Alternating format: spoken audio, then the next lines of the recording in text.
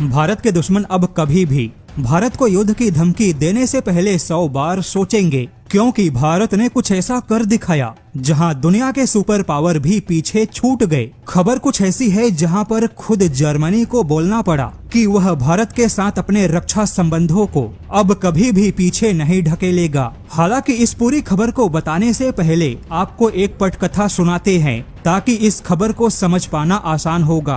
कल्पना करिए अंतरिक्ष में कोई इलेक्ट्रोमैग्नेटिक तूफान उठा। ऐसे तूफान के चपेट में कई सारे देशों के सैटेलाइट नष्ट हो गए, या कोई ऐसा सीन बना जहां किसी युद्ध में भारत के दुश्मन चीन ने भारत के सैटेलाइट नेटवर्क को नुकसान पहुंचाया। और ऐसा होने की पूरी संभावना है, क्योंकि अब दुनिया के ताकतवर देश अंतरिक्ष युद्ध की ओर कदम बढ़ा चुके हैं। जमीन पर जो हथियार, जो मिसाइल मौजूद है, वह सारे हथियार, वह सारी मिसाइलें सैटेलाइट से कनेक्ट है। तो ऐसे में सोचिए कि अगर उन सैटेलाइट को ही बहुत बड़ा नुकसान हुआ तो जमीन पर मौजूद हथियार और मिसाइलों का क्या होगा। अब यहाँ पर बाकी देशों का तो पता नहीं, लेकिन भारत के हथियार, भारत की मिसाइलों का कुछ नहीं बिगड़ेगा। खबर कुछ ऐसी है कि भारत बेशक अपने सैटेलाइट नेटवर्क को भविष्य के युद्ध के हिसाब से मजबूत कर रहा है, लेकिन भारत की मिसाइलें, भारत के हथियार केवल सैटेलाइट नेटवर्क पे निर्भर नहीं होंगी। भारत सैटेलाइट ऑफसेट नेविगेशन पर भरोसे के बिना भी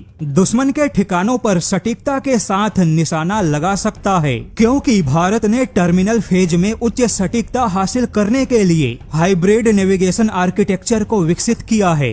अगर सीधे शब्दों में कहे तो भारत की मिसाइलें बिना किसी सैटेलाइट नेविगेशन सिस्टम के बिना भी बुल्स आई पिन पॉइंट अटैक करने में सक्षम होंगी, क्योंकि भारत मिसाइलों के टर्मिनल फेज में उच्च सटीकता को विकसित कर रहा है। हालांकि भारत के ब्रह्मोस जैसे मिसाइलों में ऐसे सिस्टम पहले से मौजूद है जो किसी बाहरी सैटेलाइट नेविगेशन के बिना भी, सैटेलाइट से मिली जानकारी के बिना भी दुश्मन के टारगेट पे सटीक निशाना लगा सकता है। लेकिन अब भारत के सभी मिसाइलों में इस प्रकार की तकनीक का इस्तेमाल होगा। भारत ने अपने मिसाइलों के लिए एक मजबूत और काफी उन्नत इनर्शियल नेविगेशन सिस्टम विकसित किया है। भारत ने इमेजिंग IR और बहुत ही उच्च क्षमता का विशेष फ्यूजन एल्गोरिथम को विकसित किया, और ऐसी तकनीक के माध्यम से भारत की मिसाइलें जटिल से जटिल इलेक्ट्रॉनिक वॉरफेयर वातावरण में अपने टारगेट को निशाना बनाने में सक्षम होंगे। वहीं दुश्मन किसी भी प्रकार के रेडियो फ्रिक्वेंसी के भ्रम जाल में भारत के मिसाइल को फंसा नहीं सकता।